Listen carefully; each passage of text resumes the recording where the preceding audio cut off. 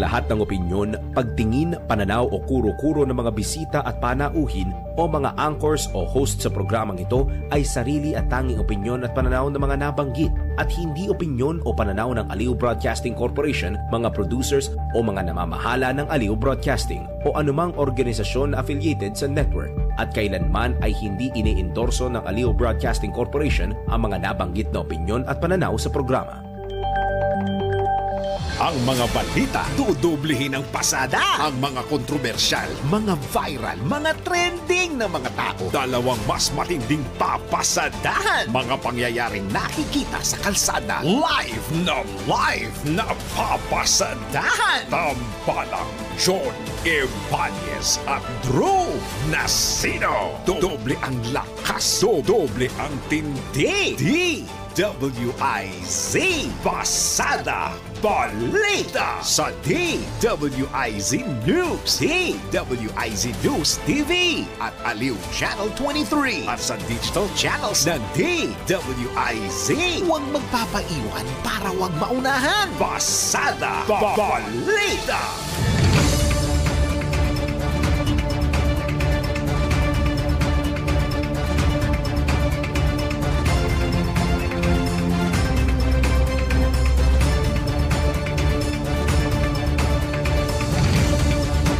Silipin na po natin ang ulo ng mga balita. Pasada Balita. Pangulong Marcos pumalag sa akusasyon ng China kaugnay sa issue sa Taiwan. Pasada Balita. 15 kontraktor sa sinasabing may pinakamaraming flood control project sa bansa, tinukoy na ni Pangulong Marcos. Pasada Balita. Naunsyameng impeachment trial ni Vice President Sara Duterte posibleng makaapekto sa ekonomiya ng bansa ayon sa isang ekonomista. Pasada Balita. Bagyong Goryo patuloy sa paggalaw patungong Taiwan. Pasada Balita. Sa balitang pangkalakalan, foreign investments ng bansa bumaba sa unang 5 buwan.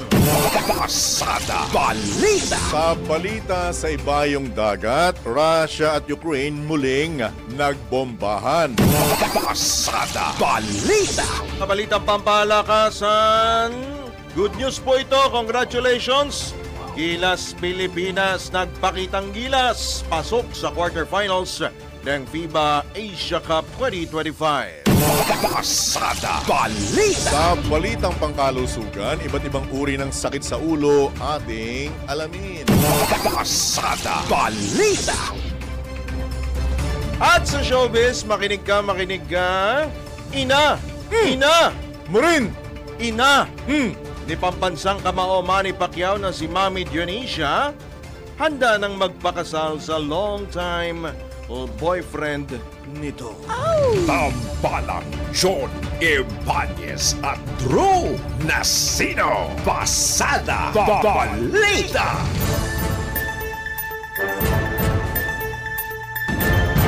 Magandang umaga, Luzon, Visayas, Mindanao, Mega Manila, sa buong bansa, sa buong mundo. Ngayong pong araw na ito ng Martes, ngayon po ay Agosto 12 na.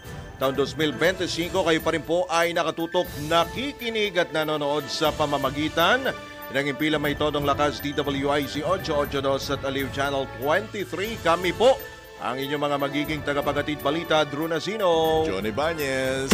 Pasada Balita. Sa oras na 5 sandali makalipas po ang ika-6 na ng umaga at sa pumapasada nga pong detalye ng mga balita,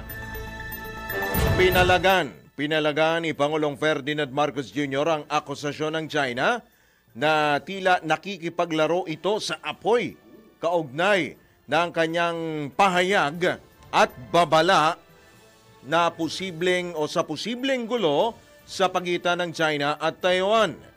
Iginit ni Pangulong Marcos na nagsasabi lamang siya ng katotohanan at maaring mali lamang ang interpretasyon ng China sa kanyang pahayag.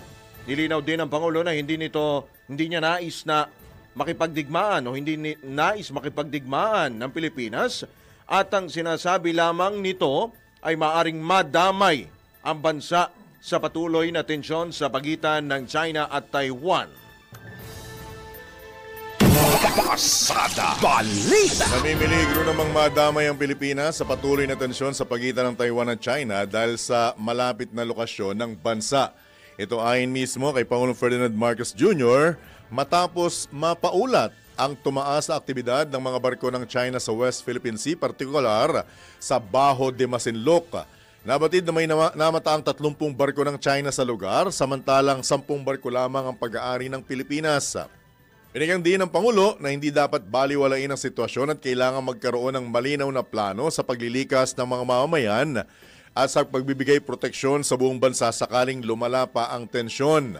Iginit pa ni Pangulong Marcos na walang interes ang bansa na umatake sa alinmang teritoryo at nilinaw na hindi pinapalakas ang pamahalaan ng operasyon sa WPS kundi tumutugon lamang sa lumalakas na presensya ng China sa nasabing rehiyon. Pasada Balita. Iba pang tampok na balita, hawak na ni Pangulong Ferdinand Marcos Jr. ang listahan ng lahat ng flood control projects sa nakalipas na 3 taon. Sa press conference sa Malacanang, isiniwalat ni Pangulong Marcos na maraming flood control projects sa bansa ang may pare-parehong contract cost na imposibleng mangyari dahil magkakaiba ang specification ng bawat proyekto sa bawat lugar.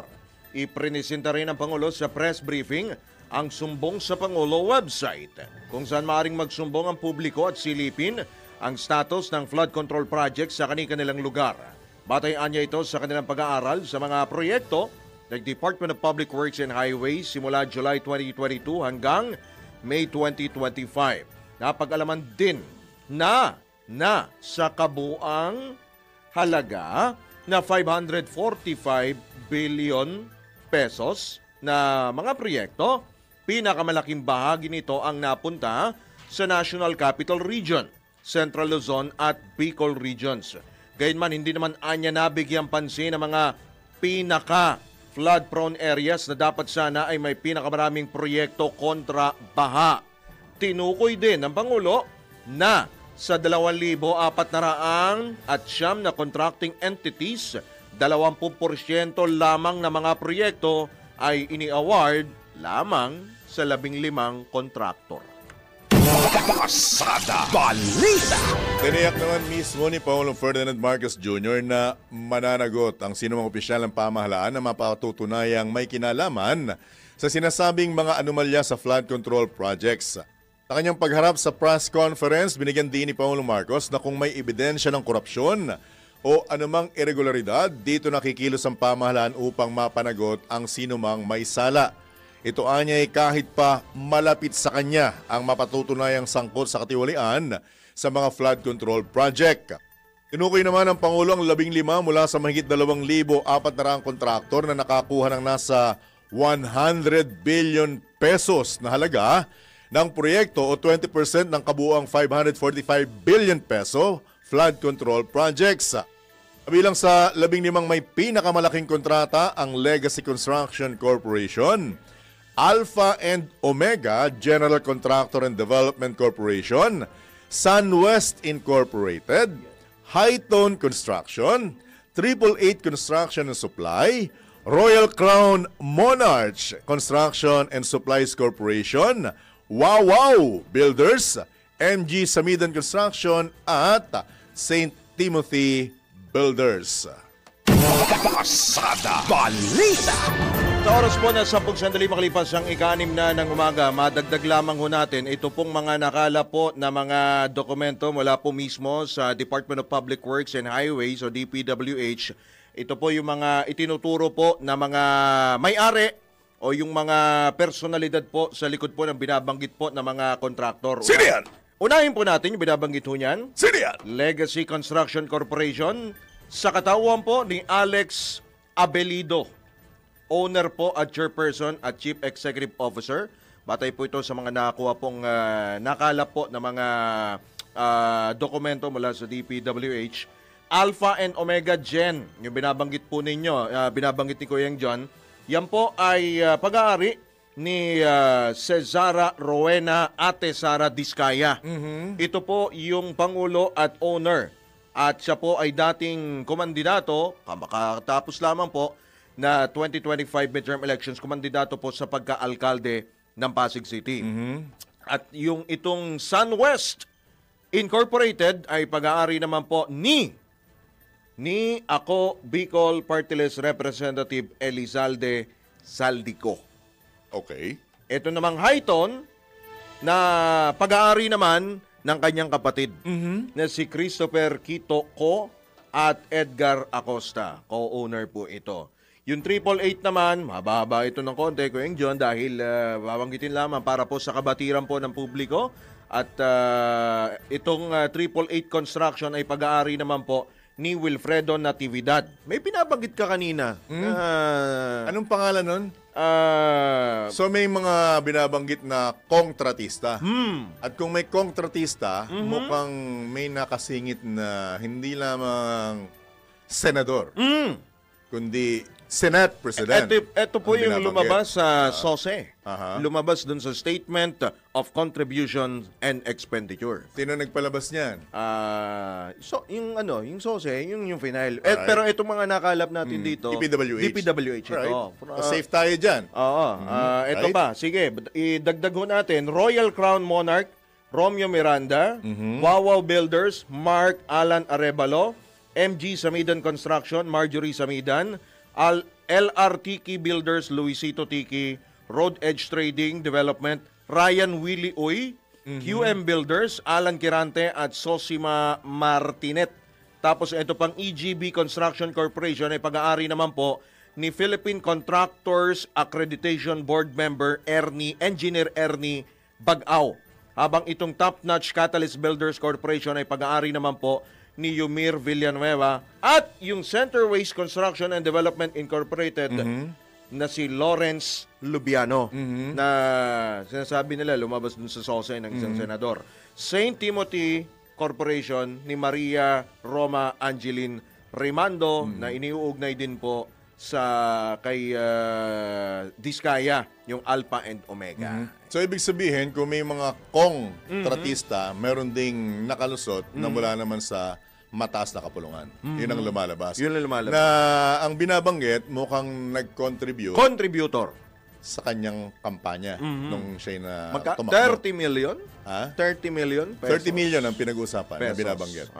At yan naman lumutang na rin sa social media. So kung Public meron man, document na ito. ngayon, kung meron mang talagang nagdidiin sa Kamara, silip-silipin din natin yung Senado para maging pantay. Total co-equal naman sila. Di ba? At kung anong pronunciation dun sa, kasi lumaki ko ang pagkaka-pronounce ko dyan is President. Pero iba na pala. Ano? President na pala ang tawag doon. Kailan pa nangyari yun?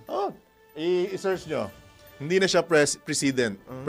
President na ang banggit. President na pala. Kumbaga, magkakaroon ka ng... Dati, ang pagkakaintindi ko, Matindi, ang mga kabalitaktakang, correct me if I'm wrong, dati ang pronunciation dyan is bad president. Yung pala ngayon, ang banggit nila, bad president. Na hindi na dapat masundan. Kaya Kasi yung bad mga president. nabanggit po dito sa... Ito, binanggit din naman ni Pangulo, di ba? Na bukas po ang ating pong himpilan para po sa mga panig po Kung ninyo. sino man yung tinatamaan ng pahayag ni Pangulong Marcos na maya naman kayo. Di ba? Bukas po ang himpilang ito.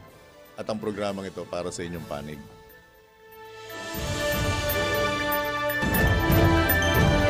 Itinuturing naman ni House Deputy Speaker at Iloilo Representative Janet Garin na diversionary tactics ang paglutang sa social media ng pangalan ng mga kongresistang sinasabing sangkot sa irregularidad sa flood control projects.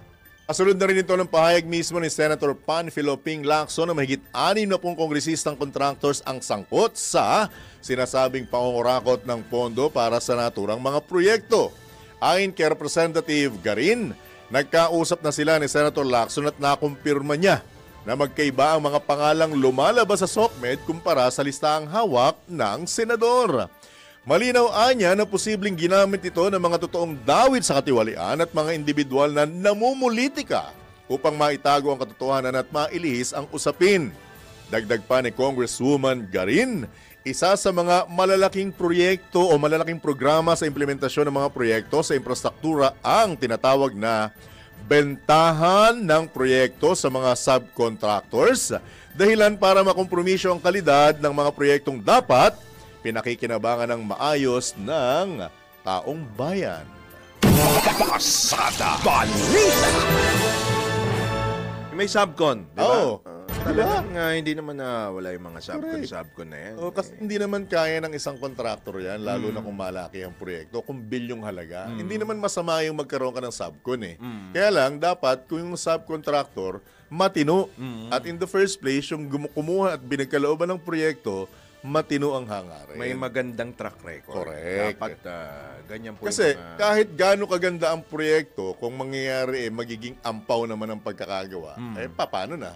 Diba? At saka kung halimbawa mag-i-espalto at magagawa ka ng kalsada sa panahon ng tag-ulan, aasa kang matibay? Ay, nako. Aasa kang matibay? Malamang hindi. Diba? And speaking, eto, ewan ko kung makakakatkong pa ba dito yung ibang mga... Katkong, tagal ko na hindi na ano yun Kung tagal ko na hindi narinig niyang katkong na yan makakakatkong pa itong mga kongresista dito or mga kung sino mambabatas na. Mambabatas in general. Diba? In general, gobyerno makatitipid ng malaki sa alok ni Ramon Ang na lutasin ang problema sa baha sa Metro Manila ng walang gastos sa gobyerno.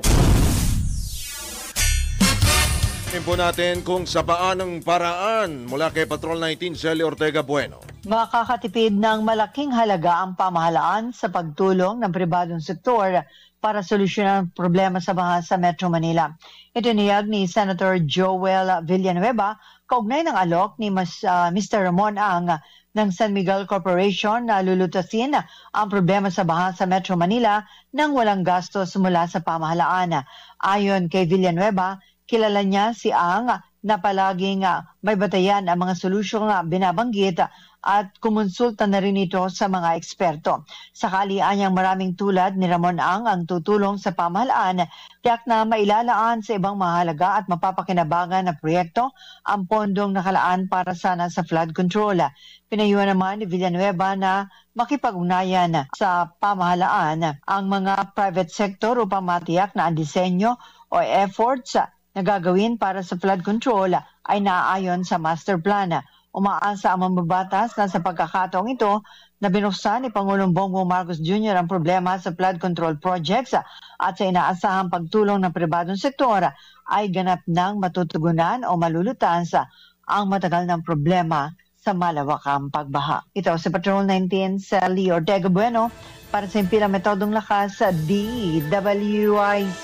Nagbabalita ng tama, naglilingkod ng tama. Kapag may bagong balita, naka-on air, agad-agad, DWIC Patrol Report! Welcome naman kay Pangulong Ferdinand Marcos Jr. ang alok ng pribadong sektor na tulong para masolusyonan ang malawakang pagbaha sa Metro Manila.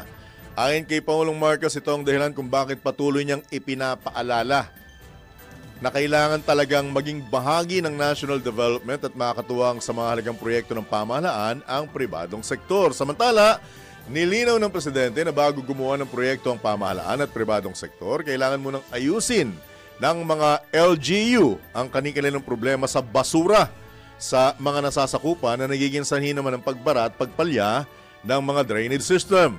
Dagdag pa ng Pangulo, mananatiling bukas ang pamahalaan sa sino mang gustong tumulong sa mga proyekto ng gobyerno. Pasada Balita!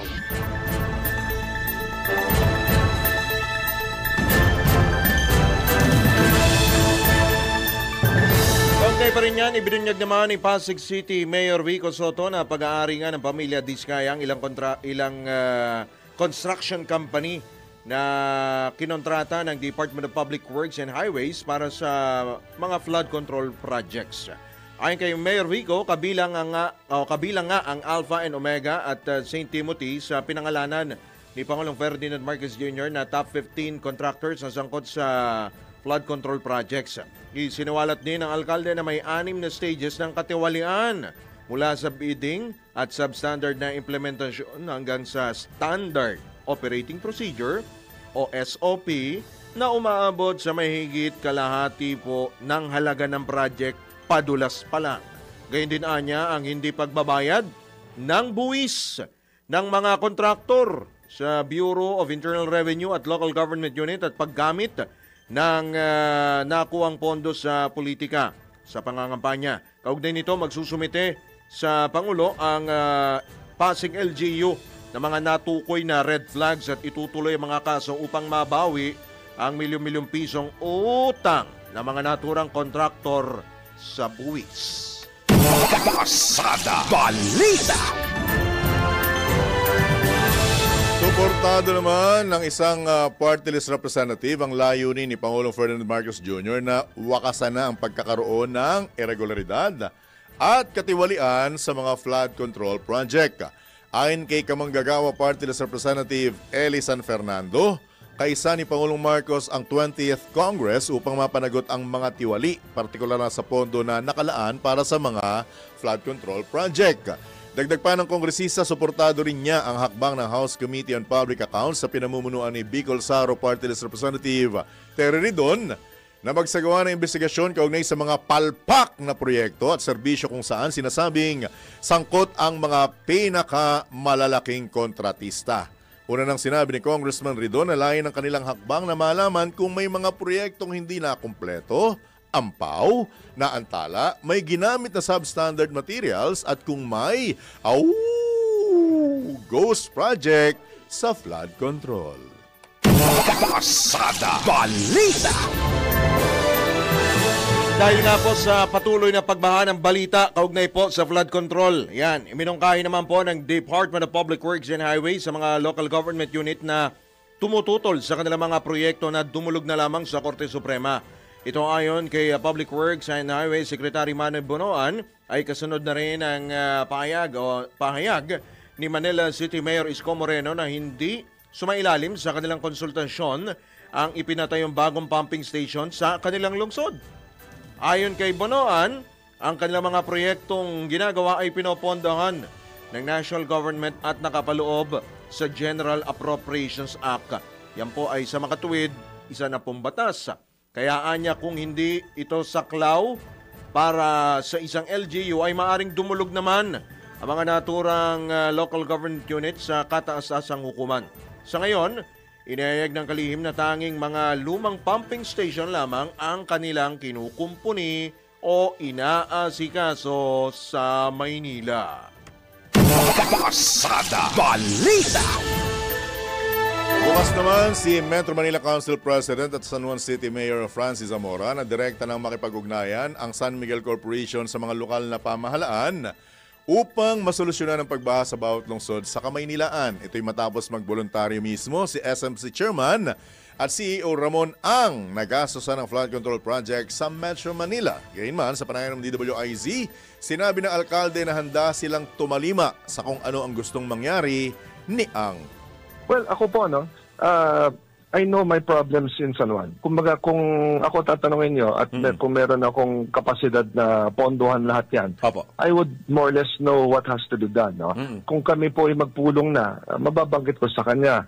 So ako, kung sabihin nila ang approach nila is directly, they will want to coordinate with the local governments. Kung yun po ang gusto nilang paraan, wala pong problema sa akin. Ngayon, kung gusto naman nila through MMDA or through the Metro Manila Council, wala naman may problema. We can adjust po, no? Ngayon, ayon kay Mayor Zamora, nakikipag-ugnayan na sila sa SMC para itakda ang pagpupulong kaugnay sa nasabing proyekto. Head of Government Relations po, nung Friday po, nakapag-coordinate na kami ni Mr. Ramon Ang. Kanina naman po, kausap ko na yung Head of Government Relations po nila. We're just scheduling a meeting at ang binanggit nga po ni Mr. Ang sa atin ay yung mga engineers po nila ay yun po ang mamimit po namin at I'm just waiting for the schedule.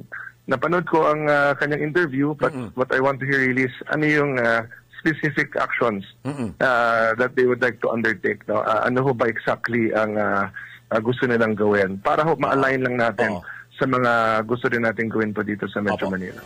Yan naman po ang tinig ni Metro Manila Council President at San Juan City Mayor Francis Zamora sa panayam ng DWIZ. Pasada Balita. Agbabalik po ang Pasada Balita makalipas lamang ang ilang mga paalala oras. Director Ruiner Contino, 26 na sandali makalipas po ang ika-6 na ng morning. Kung ganap ng alas 6:30 na po ng umaga, sa pagpapatuloy pa rin po ng ilang pang mga balita, pag-usapan po natin ang issue po na malapit po sa ating sikmura. Of course, kanin o bigas, dahil sisimulan na ng Department of Agriculture ang pagbebenta nga po ng murang bigas. Ito pong 20 pesos na kada kilo ng bigas sa mga magsasaka. Opo, bukas na po ito magsisimula. At kahapon, nakausap natin Department of Agriculture, pero sa pagkakataon ito, tayo naman po ay kumuha ng opinion po mula po sa mga stakeholders, particular po sa grupo po ng mga farmers. Sa kabilang linya po natin, ang Pangulo ng PICAFI o Philippine Chamber of Agriculture and Food Incorporated, si Ginoong Danilo Fausto. Magandang umaga po muli, Sir Danny. Welcome po muli sa DWIZ, LU Channel 23, Drew Nasino po at John Ibanez. Morning, sir. Magandang umaga, Drew at John at sa iyong mga taga-subaybay. Po, salamat po, Sir Danny, sa inyo pong pagpapaunlak. Batid naman po ninyo marahil na itong gagawin po, sisimulan po bukas ng Department of Agriculture, ito pong pagbebenta ng 20 pesos na kada kilo ng bigas sa mga magsasaka po mismo, mga rice farmers mismo. Ano pong reaction nyo, initial reaction nyo po rito, Sir Danny? Actually, pagka nag-offer ka ng 20 pesos sa mga tao, lalo na yung mga mahihirap, always welcome yan kasi makakatulong sa kanilang malaki sa mga kanilang pangangailangan sa pagkain. Pero yung kasing farmer, ang usual habit niyan, pag nagtatanim sila, pag umani sila, nagtatabi na sila ng mga 10 hanggang 20 kabahanes ng palay para paggamit nila over the next season, mga 3-4 months. So, yung iba, hindi naman talaga binebenta totally yung sa aking inanin nila, itinatabi nga at yun ay pagkain nila. So, kasi yung mga farmer, sila nagtatanim, tapos sila din ang bibili nung tinanim nila. Baling, yun ang usual na habit nila, majority of them. So, yung makatutulong doon sa iba na hindi nagtabi, so meron silang mapupuntahan at mabibilan na 20 pesos. Pero malaking tulong din. Pero sa totoo lang po, real talk, Sir Fausto, tumbok ba nitong hakbang na ito ng Agriculture Department yung tunay na problema ng mga magsasakang siyang nagpapakain sa atin? Yung tutubukin mo yung sa farmer, huwag mo silang bigyan ng bigas na mura. Yun ang sinasabi ko. Bilin mo yung kanilang yung palay nila ng magandang presyo. Opo. Kasi ang ating nangyayari sa atin, hindi ko naman kinupan sila, ang ating punto at ang concentration natin sa consumer. Po. Hindi natin natitingnan yung producer. Kung hindi mapuproduce yung producer, walang i-consume yung consumer. Nandoon tayo sa pagbaba ng presyo ng bigas para sa inflation and so on. Tingnan natin yung nasa baba, yung nagpuproduce ng palay. Kung hindi naman, sabi ko nga, nakakatakot ito mga nangyari na to na I think ito ay hindi na-anticipate nila. Pumreso nga ang presyo nung last month, nasa 8 hanggang 10 pesos sa 1 kilo ng palay. Last week, nasa 10 to 11. Ngayon, nung i-announce yung September 1 na import ban for 2 months, medyo tumaas ng 2-3 piso yung bilihan ngayong weekend, Kasi ako, umani ko nung Sabado nasa 13.70 yung aking pagkakabenta. Depende doon sa So yun ang hindi nila kailangan, ang farmer hindi kailangan ng ayuda, hindi kailangan ng tulong na kanya. Basta bilhin lang ng tamang presyo yung kanilang palay, masaya na sila. Yun ang tingin ko dyan. True. Ginoong Fausto, pasensya na, real talk lang. Masasabi bang insulto sa mga magsasaka itong ganitong klase na hakbang ng DA?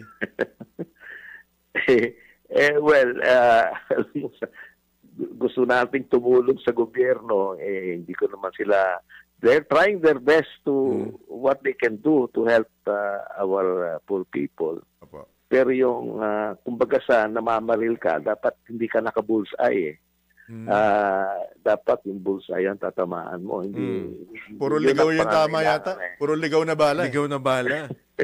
Di ba? Kailangan ng magsasaka talaga ngayon na hirap. Yung bilhin yung palay nila na magandang Tama, presyo. Tamang presyo. Kaya yung aking suggestion nga, maglagay ng floor price sa pagbili ng palay, say mga 17 or 18 pesos. Tama naman na yun. Kasi kung bibili naman ng trader ng 10 to 11, kahit 13 pesos yan, ang bentahan naman ng bigas sa pagtiting mo bantay presyo na monitoring price ng Department of Agriculture, between 38 to 43 pesos per kilo. Yung 38 yung regular milled, 43 yung well milled. So, kung 43 yan or 40, dapat rule of thumb, ang bili dapat nila 20 pesos ang palay. 40 pesos ang bigas, pagbenta. Kung bibilin mo lang 10 to 11 or even 13, yan maliwanag, profiteering yan. Kasi, and that is against the economic sabotage law. So, pwedeng i-penalize yung trader. Ang masama pa nito na kailangan bantayan ng husto ng ating NFA, bibili ng trader ng say 11 pesos, 10 pesos. After a day, ibebenta sa NFA ng trader ng 18. So, walang kahirap-hirap ang trader. Hindi naman makabenta ang magsasaka ang mga farmers sa NFA dahil kung 1 hectare ka lang, hahanap ka ng truck, ibibilag mo yung Lugi palay. ka pa. Hindi ka ba? Abonado ka pa. Pagkadating sa NFA, i-reject pa yung dinala mo kasi minsan kailangan ng papeles, kailangan mga farmers, majority sa kanila, hindi naman natapos ng Yes, elementary. actually. Opo. Ginong Fausto, sorry pero correct me if I'm wrong, with your indulgence, Kuyang Drew, mga kabalitan-kabalitaktakan. Simple math. Correct me if I'm wrong po, Ginong Fausto, Kung bibilin nyo at babaratin nyo hanggang 13 pesos, pagpalagay na natin ang bigas ng mga magsasaka, tapos bebentahan nyo ng 20 pesos, paano yun? Di po ba? Di po ba? Ganun kasimple. Bibilin mo yung produkto niya ng 13 pesos. Simple math. Di ba? Tapos bebentahan mo ng bigas na 20 pesos. Saan kukuha ng 7 pesos sa panluwal? Oo, hindi ganito naman yun, John. Yung kasing yung palay, pagka ang recovery niya nasa 62%. So palay siya para maging bigas, you get only 62%. So 62% ng 13 pesos, yun yung bigas, no? Pero the normal practice, kasi ako nagtatanim din ako, sasaka ko, nagtatabi ka na ng palay mo, panggamit, lalo na kung maganda yung binhi mo. Hindi ka na bibili ng bigas. Hindi bibili ng bigas ang farmer dahil nagtatanim sila ng palay. So para saan itong 20 pesos na proyekto nito? Ano yan, baka yung mga hindi nakapagtabi, baka sakaling kailangan. Opo. Sir Danny, although binabanggit pa ng DA, yun nga, para dun itong programa na ito, pagbebenta ng 20 pesos na bigas sa mga magsasaka, ay para doon sa mga farmer na may 3 or less than 3 hectares ng kanilang sinasaka at yung mga, kung sino lang yung mga naka-register, o marahil gano'n na nga, no, sa mga hindi nakapagtabi. RSPSA. Yes, opo. So, ito kaya ay sa tingin mo ay tatangkilikin ng mga, well, meron talagang kahit paano, di ba? Inalok mo yung mga isda na bilhin mo yung isda ko. Ang sakit sa ulo, ang kati. Di ba? Gaano kaya karami ang tatangkilik nito, Sir Danny? Mangingisda ka, nangisda ka. Galing ko yung huli ko. Bibili yung sarili mong isda. Di ba? Cute. Ano yun, yung iba dyan matatawa, no? yung ibang mga magsasaka. Pero mainam na lang at merong available na ganyan Opo, para opo. Mhm. pero yung pagbebenta ng 20 pesos, siguro mas effective yan sa urban centers. Yung mga Yan. Yung sa mga mahihirap na hindi magsasaka. Oo. Di po ba? Oo, siguro mas effective yan. Opo. Pero sa mga farmer, I think Di ano po, lang yan, baka tatangkiligin yan. Iling ko lang. Pasensya na po, Ginoong Fausto. Baka Pero langawin, ganun. on a lighter side, kung bagong ani na kayo, Ginoong Fausto, masarap yan, matikman namin. binenta ko na lahat eh. Ano ba Baka inani mo, abutan ng Sir Danny? Anong So, benta na lang. variety ba ang 402, inani mo? maganda yung binhi ko, 402. Maganda na yung 402. presyo. Pero yung mga 222, mga 1 or 2 pesos less yun. Yung 216 and 402, these are good variety. Maganda bigas niyan. Bigay Yung naman. 222 kasi medyo plastic eh. Parang plastic. Maraming nga ani, pero hindi maganda yung 222. So medyo ang presyo niyan, mga 1 or 2 pesos below the 216 or 402. Oh. Yung mga binhi. Pero yung problema natin, Sir Danny, dito sa issue nga po ng supply ng bigas, kasi of course, by September 1 ay isususpend na nga. Importation. Yung importation by September 1. Natatagal po yan ng 2 buwan hanggang November.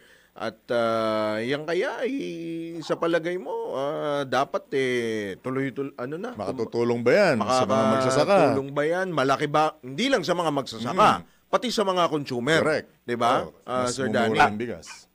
Actually, ang tingin ko, kaya tumaas ng mga 2-3 piso yung presyo this weekend, dahil dun sa news na yung importation na ibaban, ano? Nag-anticipate na yung mga traders, so nagkukuha na sila, no? Pero ang tingin ko rin kasi, the import ban is to increase the price, farm gate price ng palay. Okay. Dapat yan, ginawa yan nung June. Agad-agad. Kasi yung Bulacan, Pampanga, ngayon, patapos na kami. Tapos na eh. Ano pa yung itataas nung kwan mo na, ibenta mo na, nasaka mo na, no? Naani mo na. Ang makakamakinabang dyan, yung mga aani ng mga, yung September, palagay ko, yung mga tiga Cagayan, Isabela, yung mga Pangasinan, sa North, ano? Problema ngayon, binobombard sila ng mga habagat ng typhoon ngayon. Puro norte yung tama ng Nagupit norte. sila ng sunod-sunod na bagyo eh. Oo, inahagupit sila. So, sapul talaga yung mga pananim nila.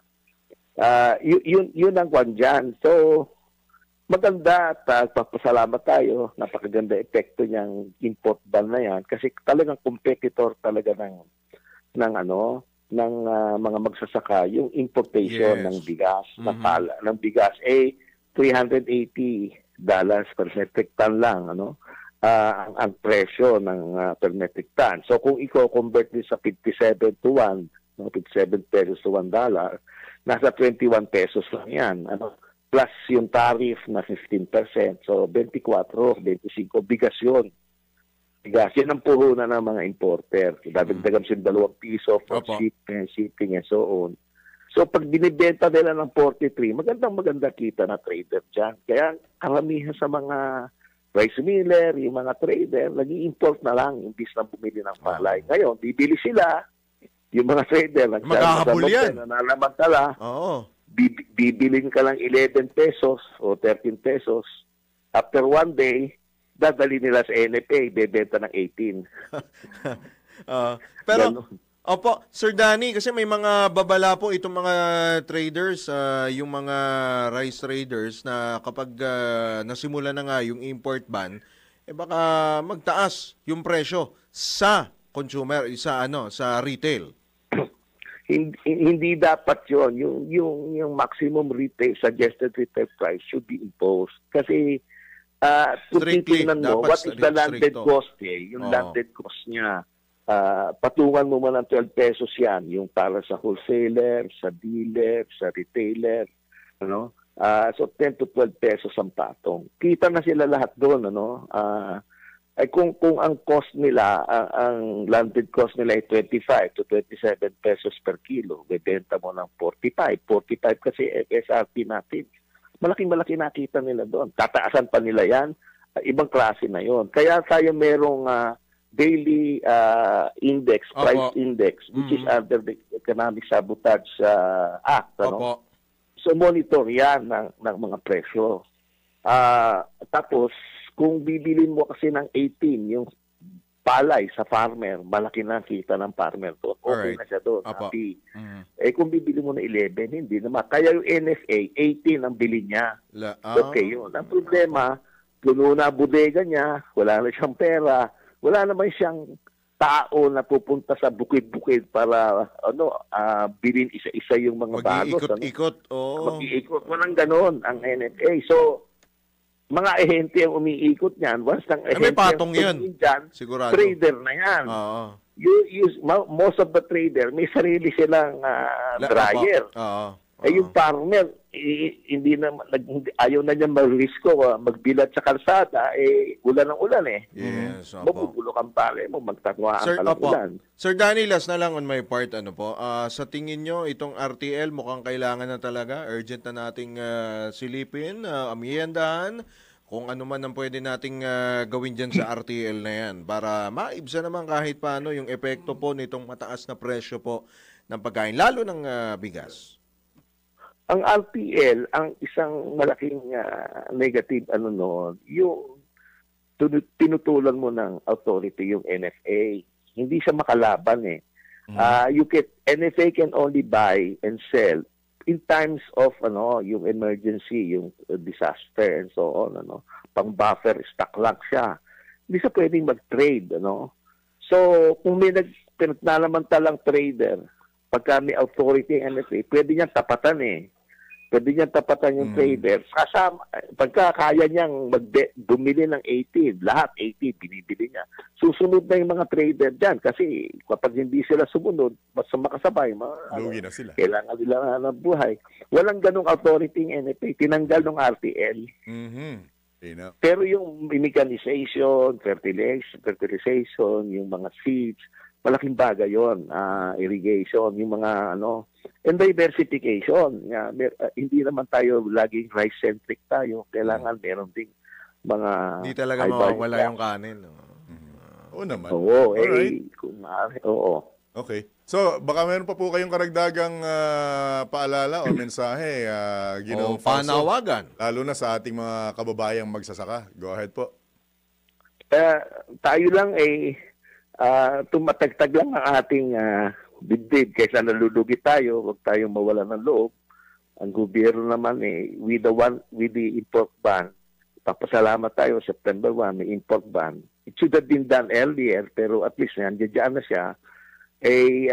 Kasi baka hindi sila magtanim sa susunod na taniman, patay tayo pag hindi sila nagtanim. At yan ang nadidinig natin. Ako, kagagaling ko kahapon sa Nueva Ecija. Ang sentimiento ng mga tao, hindi na sila magtatanim. Tatanim lang sila, yung kanilang gamit lang. Nakakatakot yun. Totoo yan. Nakakatakot yun. Alright. Nakakatakot. Para sa ating bansa, magtanim ang ating mga kasama magsasaka. Right. Pero kami po, mangamba na lahat. Kami ni Kuyang Drew, hindi kami mangangamba. Dahil kaanin nyo lang po, Ginoong Fausto. Hindi po kami magugutom. Kami wala kasi kaming tanim Biglang nawala sa linya si Ginoong Fausto. Buti na lang si Sir Danny may tanim. Kami wala kaming tanim na sibuyas ngayong taon. Basta ako po, problemahin na lang natin, pang-ulam. Pang-ulam. As always, maraming salamat po, Ginoong Danilo Fausto. At hindi ka po namin titigilan sa mga isyong ito sa mga susunod na pagkakataon. Thank you so much, Salamat po, Sir Danny. Good morning. Thank you. Thank you for having me. Ingat po. Thank you po. Right. Good luck po yan. Kala ko na wala sa linya no sinabi ko tungkol sa hindi natin magugutom. Andun pa pala. Hindi kasi dun sa bandang yung sa mga kapatagan, mga palay-palayan, yung mga bandang Gapan, Talavera, yung mga sa Likab. Oo. Ayan. Ang problema talagang luging-lugi sila. Umiiyak sila literal sa pag presyo medyo ng palay. Pataas-taas na yung lugar na sibuyas, gulay na. Ako pinlano ko ring bumili ng hacienda Ay, hacienda tuloy ng bukirin bukirin. Kaso, Ala ko. wa Nakita ko lumuluhat, tumatangis yung mga kaibigan kong magsasaka at ikinumpara sa plantita yung produkto nila. Sabi ko, sorry mo, hindi akin yan. Baka madagdag pa ako sa magiging luhaan. Luhaan. Ay, nako. O siya, eto malamang hindi ito luhaan. Iba yan. Oo naman. Iba yan. Siyempre, bahaan ito. Oo, iba yan. Hindi luhaan. Limpak-limpak yan. Oo, naglalawa. Ayan. Water. Sige, tayo po muna ay magbigay sa ilang pong mga paalala. Oras po natin. Under the table secretary. Wenner Contino, 10 minuto bago sumapit ang ganap po na alas 7. Sa pagpapatuloy pa rin po ng ilang pa mga balita, posibleng makaapekto sa ekonomiya ng bansa ang issue ng impeachment ni Vice President Sara Duterte. Ito ang ibinabala ng ekonomistang si Professor Emmanuel Leyco makaraang maunsyame sa Senado ang impeachment laban sa pangalawang Pangulo. Ayon kay Leyco, dapat nanawagan si Leyco na dapat ay ayusin na ang issue upang matutukan na ang naging bunga ng state visit ni Pangulong Ferdinand Marcos Jr. sa India. Isang bagay lamang anya ang nais mangyari ni Leyco sa naturang issue ng impeachment ng pangalawang Pangulo. Ang pinakamalaking issue po dito yung accountability. Kung kayo po ay negosyante at papasok kayo sa Pilipinas, kung hindi natin ma-establish na ang mga usapin tulad ng ganitong akusasyon, malakihan po, daan-daang milyon, hindi po ma-resolba ng ating korte o ng ating pong mga husgado, ng ating Senado, mag-aatubili ang ating pong mga investor. Yan po ang tinig ni Professor Emmanuel Leyco, isa pong ekonomista sa panayam ng DWIZ. Pasada Balita. Posible namang si sentro sa issue ng paggamit ng confidential at intelligence funds at mga biyahe ni VP Sara sa labas ng bansa ang mga tanong ni ACT Teachers Party List Representative Antonio Tino sa 2026 budget deliberations. Ayon kay Congressman Tino, kasama sa kanilang uungkatin ang sinasabing habitual absence ni VP Sara mula sa kanyang official duties. Naniniwala ang mambabatas na isa sa mga tamang venue ang budget hearing upang malaman kung paano ginastos ng Vice Presidente ang pondo ng kanyang tanggapan. Paliwanag pa ng kongresista, kahit hindi matuloy ang impeachment trial, patuloy na hahabulin si VP Sara ng mga isyong kinasasangkutan, lalo na ang paggasto sa 612.5 million pesos na confidential funds. Pasada Balita. May pa rin yan alegasyon ng habitual absence ni Vice President Sara Duterte itinanggi. Pag-uulat mula kay Patrol 38, Jen Patrolya. Mariing itinanggi ni Vice President Sara Duterte ang alegasyong habitual absence.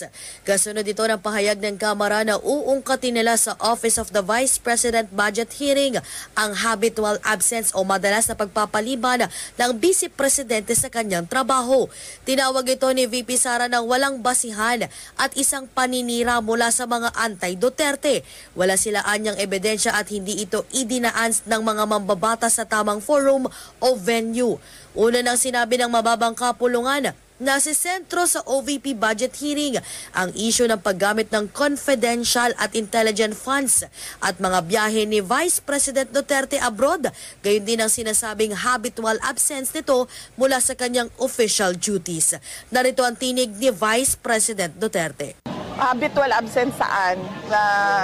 Hindi ko alam kung ano yung pinagsasabi nila na habitual absence. As I said, ito na naman yung style ng mga tao na anti-Duterte na nagbibigay lang ng akusasyon kung saan-saan at wala namang basihan, walang ebidensya at hindi nila na lang isinasubmit o itinataas sa tamang forum or sa tamang venue yung kanilang mga akusasyon. Alam nyo, ang akusasyon na walang basihan ay isang paninira lamang. Ako si Patrol 38. Jen Patrolya nag-uulat sa himpilang may todong lakas. DWIZ nagbabalita ng tama, naglilingkod ng tama. Kapag may bagong balita, naka-on air, agad-agad, DWIZ Patrol Report! Sa kaugnay pa ring balita, naniniwala naman si House Prosecution spokesman Antonio Odi Bukoy na hindi kayang panindigan ni VP Sara ang mga pahayag nito kaugnay sa kanyang impeachment case. Ayon kay Attorney Odi, takot ang Vice Presidente na matuloy ang impeachment proceedings dahil sa pangambang mailabas ang mga ebidensyang hawak ng prosekusyon. Kabilang narito ang pagbubukas ng bank accounts ni VP Sara na ayon sa tagapagsalita ng prosekusyon, posibleng magpabago sa boto ng ilang senador na may, anya, kinikilingan. Nabatid na sinabi ng Vice Presidente na bukas siya sa pagpapalabas ng ebidensya mula sa prosekusyon at depensa pero dahil na-archive na impeachment case, hindi na matutuloy ang presentasyon ng mga ito. Ipinunto ni Attorney Odi na ito rin ang naging mitya ng pagbabago ng boto sa nakaraang mga impeachment trial laban kina dating Chief Justice Renato Corona at dating Pangulong Joseph Estrada. Tanong ngayon ng tagapagsalita ng prosekusyon, kung nais talaga ng pangalawang Pangulo ng tinatawag na bloodbath, bakit anya ito nagpapasaklolo sa Korte Suprema? Pasada Balita! Right, ang tabay lamang po para po sa mensahe po mula po sa ating amanang himpilan ng Chairman po ng Aliw Broadcasting Corporation. Walang dili iba si Boss D. Edgar A. Cabango. Oras po naganap na eksakto en punto alas 7 na ng umaga. Rito po ating pakinggan ang mensahe po mula po sa ating amanang himpilan ng Chairman po ng Aliw Broadcasting Corporation na si Boss D. Edgar A. Cabango. Very true reminder. Every day is a blessing. Let us not look back, not look ahead. Let us simply look up and thank God for another day, because not every person in this world is given a chance to wake up every day. Think good or think God. Think good and thank God. Have a great day ahead. God bless you. Yan po ang maikli, subalit makabuluhang mensahe mula po sa ating amanang himpilan, ang Chairman po ng Aliw Broadcasting Corporation na si Boss D. Edgar A. Cabango. Balikan na po natin ang headlines. Pasada Balita! Akusasyon ng China pinalagan ni Pangulong Marcos Jr. Pasada Balita! Mga kontraktor na sinasabing may pinakamaraming flood control project sa bansa, pinangalanan na ni Pangulong Marcos Jr. Pasada Balita! Apurnada ang impeachment trial ni Vice President Sara Duterte maaring makaapekto sa ekonomiya ng bansa ayon sa isang ekonomista. Pasada Balita! Bagyong Goryo, mas lumakas pa. Pasada Balita! Balitang pangkalakalan, foreign investments ng bansa bumaba sa unang 5 buwan. Pasada Balita! Sa balita sa ibayang dagat, Russia at Ukraine muling nagbombahan. Pasada Balita! Sa sports, Gilas Pilipinas at last, pasok na sa quarterfinals ng 2025 FIBA Asia Cup. Pasada Balita! Sa balitang pangkalusugan, iba't ibang uri ng sakit sa ulo ating alamin. Pasada Balita! At sa showbiz, ina ni pambansang kamao Manny Pacquiao na si Mami Dionisia Pacquiao handa nang magpakasal sa longtime boyfriend nito. Tambalang John Ibanez at Drew Nasino. Pasada Balita!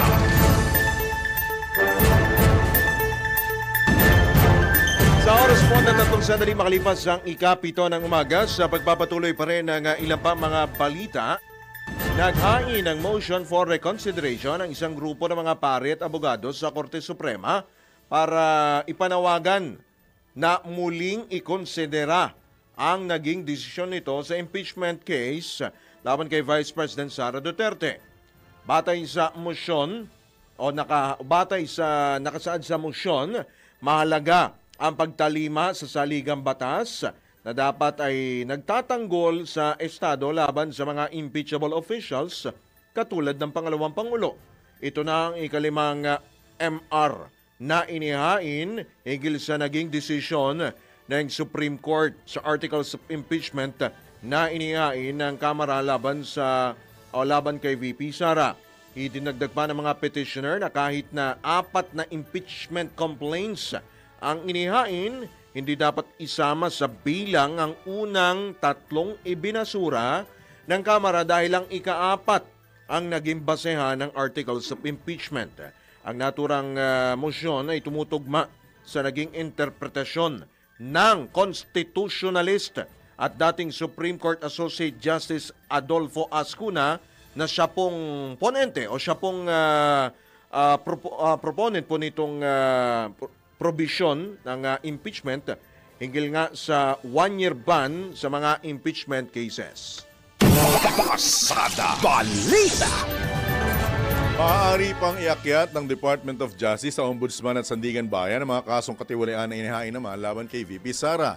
Ito ayon mismo kay Akbayan Party List Representative Chel Jokno sakaling tuluyang ibasura ng Senado o ng Senate Impeachment Court ang Articles of Impeachment. Sinabi ni Congressman Jokno na ilan ito sa mga posibleng hakbang para mapanagot ang mga matataas na opisyal ng pamahalaan. Dagdag pa ng mambabata, sa katunayan, mayroon ng mga kaso na isinampa ang DOJ laban kay VP Sara, ngunit mas mainam kung ito ay diringgin sa Senate Impeachment Court para maalis ang mga pagdududa at maipaliwanag ng pangalawang Pangulo ang kanyang panig. Aminado rin si Congressman Jokno na kung idadaan sa normal na proseso ang kaso ng Vice Presidente, aabutin pa ng siyam-siyam ang resulta ng investigasyon lalo't napakatagal-an niyang maglabas ng hatol ang Ombudsman o maging ang Sandigan Bayan. Pasada Balita. Pari namang may mga target ng suportahan ng ilang senador sa 2028 presidential elections. Ito naman ang paniniwala ng isang political analyst sa mga senador na bumoto para i-archive o bumoto pabor para i-archive ang impeachment complaint laban kay Vice President Sara Duterte. Ayon kay Professor Julio Tehanque, posibleng na-impluwensyahan ng resulta ng 2025 midterm elections ang boto ng ilang senador dahil tila mas kumakampi ang mga ito sa mga liyamadong politiko. Magugunitang 19 na mga senador ang bumoto pabor sa pag-archive ng Articles of Impeachment habang 4 ang kumontra o bumoto ng no at isa ang nag-abstain. Pasada Balita. Sa detalye ng iba pang headlines, mas lumakas pa ang Bagyong Goryo habang binabagtas ang hilagang bahagi ng Philippine Sea. Pinakahuling namataan ang sentro ng Bagyong Goryo sa layong 745 kilometro silangan ng Itbayat, Batanes. Taglay ng Bagyong Goryo ang pinakamalakas na hanging umaabot sa 120 kilometro kada oras malapit sa gitna at may pagbugso na umaabot naman sa 150 kilometro kada oras. Tinatayang kikilos pakanluran sa bilis na 25 kilometro kada oras si Bagyong Goryo. Ayon sa Pag-asa, asahan ng malakas na hangin hanggang sa 310 kilometro mula sa sentro ng bagyo, bagamat walang nakataas na wind signal sa buong bansa. Gayunman, sinabi pa ng Pag-asa na posibleng magkaroon ng southward shift sa forecast track, posibleng makiikasa ang tropical cyclone wind signal sa dulong hilagang Luzon. Pasada Balita. Sa pagkakataon ito, tanggap pa tayo ng ilang pang mga reports.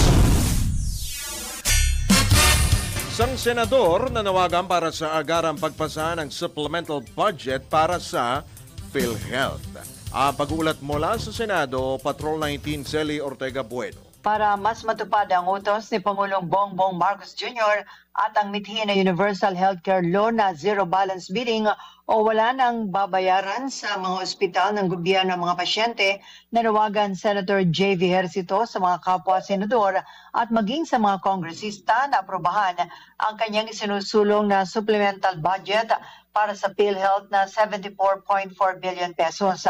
Ang nasabing halaga ay nilaan ng Malacanang bilang subsidy sa PhilHealth ngayong taon pero nagpasya ang Kongreso noong nakaraang taon na tapyasin sa national budget sa katwiran na may megit pang 500 billion pesos na savings ang PhilHealth. Sa kanyang privilege speech, nanawagan din si Ejercito sa Senate Committee on Health na i-convene ang Joint Congressional Oversight Committee para repasuhin ang implementasyon ng Universal Healthcare Law. Ito ay dahil sa kanya raw pag-ikot sa mga public hospital, may mga nagrereklamo pa rin sa bayarin at may mga ospital din na sobra-sobra ang pasyente sa ward, tumutulo ang bubong at binabaha. Kasama na rin sa iniling ni Ejercito ang pag-iimbestiga sa manoy pagsibak sa ilang opisyal at kamani ng Department of Health na silang may institutional knowledge ukol sa implementasyon ng UHC law. Sinabi naman ni Senator Raffy Tulfo na dapat pondohan ng UHC implementation sa pamamagitan ng PhilHealth dahil sa marami ngayon ang umaasa sa guarantee letters ng mga elected officials, PCSO at DSWD para makapagpagamot sa ospital. Iginita man ni Senator Rodante Marcoleta na kulang ang 1,700 pesos na halaga ng consulta benefit package ng PhilHealth. Sa asoan niya, kulang ito at baka sa daga ay pwede pa. Ang consulta package ay benefit package para sa konsultasyon, laboratory tests at gamot ng mga outpatient. Ito sa Patrol 19, Sally Ortega Bueno para sa Impila Metodong Lakas sa DWIC. Nagbabalita ng tama, naglilingkod ng tama. Pasada Balita! Samantala, pamahalaan kinalampag ng Catholic Bishops' Conference of the Philippines kaugnay sa agara o para agarang tugunan ang sinasabing krisis sa nutrisyon sa bansa. Detalye mula kay Patrol 5, Ayayu Pangko. Kinalampag ng Catholic Bishops' Conference of the Philippines o CBCP ang pamahalaan para agarang tugunan ang nararanasang krisis sa nutrisyon at early childhood development sa bansa. Sa inilabas na pastoral letter ng CBCP, nanawagan itong bigyang prioridad at ng sapat na pondo ang mga programa magpapabuti sa nutrisyon ng mga buntis at batang edad 0 hanggang 4 na taong gulang. Kasama rin dito ang pagpapalawak ng access sa early childhood education. Agarang pamumuhunan sa pagpapatayo ng mga child development centers at early learning opportunities sa bawat barangay. Punto ng CBCP, umaasa ang mga kabataan sa kasalukuyang henerasyon para ayusin ang pundasyon sa education system ng bansa.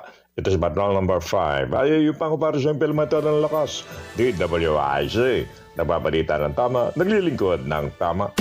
Pasada Balita! Papamalita 250 loose firearms at mahigit 100 individual timbog sa ikinasang operasyon ng PNP sa Central Luzon.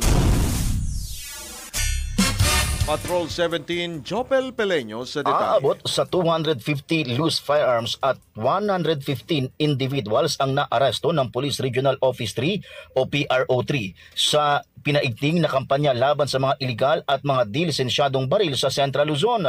Isinagawa ang mga operasyon mula June 20 hanggang August 9 ng kasalukuyang taon. Ayon kay PRO3 Director Brigadier General Ponce Rogelio Peñones Jr. na kabilang sa mga ikinasang operasyon ang pagsisilbi ng search warrant, checkpoint operations at incidental surrenders, kabilang na ang voluntaryong pagsuko ng mga baril ng mga residente sa Region 3. Pahayag ni Peñones na naitala ang pinakamalaking bilang ng mga na-recover na loose firearms sa Nueva Ecija na mayroong 72, sinundan ng Bulacan at Bataan na kapwa nakapagtala ng 27 na isinukong armas, Pampanga 22, Tarlac 21, Zambales 20 at Aurora 19.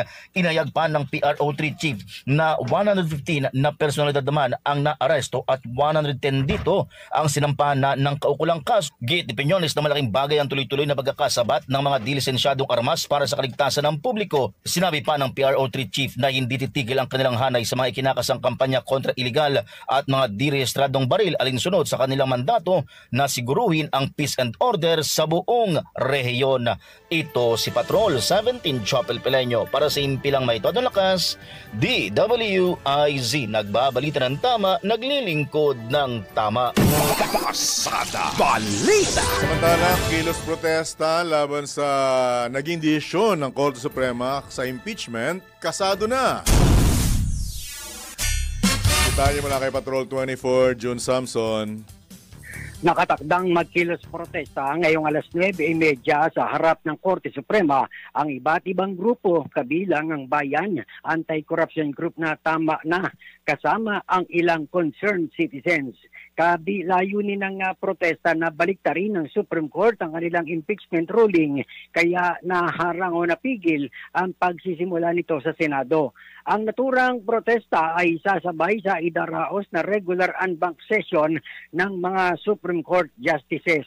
Iginiit ng naturang mga grupo na dahil sa nasabing ruling ay nadiskaril umano ang paghahabol o paghahanap sa katotohanan at pananagutan. Naniniwala din ang grupo na ang rule of law ay nagagamit para proteksyonan ng mga corrupt official sa halip na isulong ang mabuting pamamahala at demokrasya. Patrol 24, June Thompson. Para sa Impilang May Todong Lakas, DWIZ, nagbabalita ng tama, naglilingkod ng tama. Kapag may bagong balita, naka-on air, agad-agad, DWIZ Patrol Report. Pinaghihinay-hinay naman ni Senate President Francis Cheese Escudero si Senate Minority Leader Vicente Tito Soto III sa sinasabing pagsuporta nito sa charter change o CHACHA. Ayon kay Escudero, sa tweet ni Escudero sa X, sinabi nitong matapos kampihan ni Soto ang impeachment laban kay Vice President Sara Duterte na isinulong ng Kamara at ni House Speaker Martin Romualdez kahit pa idineklara itong unconstitutional ng Korte Suprema, ay kinakampihan naman nito ngayon ang CHACHA ng Kamara, maging ang leader nito. Tinapos ni Escudero ang tweet sa hashtag na Senate is not your playground. Pasada Balita. Ayan na, at may kasunod pa. Bulagaan portion ito? Hindi naman. Nilinaw naman ni Senador, mayroon pang resback. Nilinaw naman ni Senador Soto na kanya lamang susuportahan ang CHACHA kung hindi magbabago ang ruling ng Korte Suprema sa impeachment case ni VP Sara sa kabila ng inihaing motion for reconsideration ng mababang kapulungan. Aniya, handa siyang ikonsidera ang Constitutional Convention para amyendahan ang Article 11 o Accountability of Public Officers kung lalabas na naamyendahan ang saligang batas dahil sa desisyon ng kataas-tasang hukuman sa impeachment case dahil mahirap na anyang sundin ang mga requirements sa impeachment. Idinagdag pa ni Senador Soto ng dating Senate President na tanging konstitusyon lamang ang kanyang kinakampihan at wala ng iba, hindi tulad ni Senate President Escudero. Pasada Balita. Indulgence, Kuyang Drew, mga kabalitan, kabalitaktakan. Kaya ngayon, marami ang nagtatanong. Dahil nung panahon ng impeachment kay dating Pangulong Gloria Macapagal Arroyo, Way back pa yan 2005. Ito po ito ang sinasabing naging pahayag ni Senate President Cheese Escudero na noon tumatayo bilang House Minority Leader. At miyembro ng Spice Boys. Banggit po rito, House Minority Leader Francis Escudero urged Congress not to kill the impeachment complaint since Ms. Arroyo had yet to answer the charges. And to quote, if the president is not hiding anything, why is she so afraid of the impeachment complaint? If it is true that she is not hiding anything, why doesn't she face it? Unquote, Escudero said. Ngayon, marami po ang nagtatanong. Ito po bang dating House Minority Leader na Escudero ay iisang tao at itong ngayon Senate President Escudero ay iisang tao lamang? Diba? Ngayon, ang binabanggit niya, Senate is not a playground. It's not your playground. Diba? Yes. Yun lang naman ang tanong ng taong bayan. Iisa po ba yung Chis Escudero na dating minority leader ng Kongreso, ng Kamara, at ang Chis Escudero na Senate President ng Senado ngayong panahong ito? Noon ba 20 years ang pinagpagitan. 2005 and 2025 ang comparison. Kasi may Diba? mga impeachment isinusulong na impeachment noon laban kay dating Pangulong Gloria Arroyo. Diba? Spice Boys pa sila noon. Sila Mig Subiri, yan. Si Mike Defensor. Mike Defensor, sino pa iba? Si Senator hindi pala Caldero. Cayetano. Yun. Joel, hindi pa ba? Hindi, si ano pa? Yung isa, yung naging congressman, Bicol din, yung namatay na. Ano pangalan nun? Si Nakikatawan? Bato Cabe? Hindi Hindi. Yung sa Naga. Oo. Yung naging press secretary ba? Ay, oo, Yung si namatay na. Andaya. Ayun. Oo. Alam ko kasama sa Spice. Oo, yun. Alright.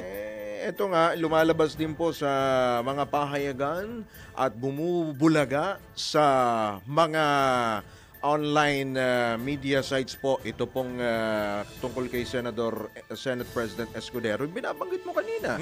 Ito po ay batay po sa mga nakala po na sose. Ito pong si Ginoong Lawrence Lubiano na Pangulo po ng Centerways Construction and Development Incorporated na isa po, kabilang po doon po sa top 15 na nakakuha po ng malaking kontrata, 5.16 billion pesos po na halaga ng kontrata para po sa mga floodway projects ay kabilang po sa top donor noong 2022 elections ni Senador Escudero. Batay po sa inilabas po na Statement of Contribution and Expenditures na 20% ng 146.5 million pesos na cash contributions na natanggap po ni Escudero, 20% po niyan ay nanggaling po dito kay Lubiano. Yan. Yung mga pinangalanan po yan kahapon. Pasada Balita. Huwag nating i-single out ang Kamara. Diba? To be safe, sabihin na lang natin mga mambabatas na ika ngay isinasangkot or nadadawit sa sinasabing mga proyekto. At yun na nga, itong contractor na ito, nakabase pala mismo sa Sorsogon, which is home province ni Senate President Escudero. At ito ay merong 5 flood control projects noong 2021, pero noong 2022, lumobo sa 44. 44? Yes. Kaya ba nilang gawin yun? 44. Nationwide. Okay. Nationwide. Okay. Galing sigurong kontratista yan. Diba? Pasyalan na lang natin yung Sorsogon. Diyan din ba yung sinasabing tulay na ginawa na one way lang? Nabalita mo ba yun? Tulay, one way. Magbasa ka na.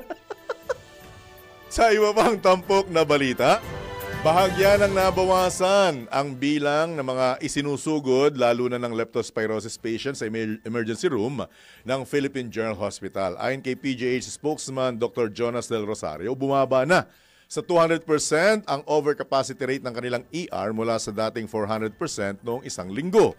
Nakatulong anya ang paglalagay ng leptospirosis fast lane at pagtanggap ng ibang ospital ng mga pasyente upang maibsan ang pagsisiksikan sa PGH.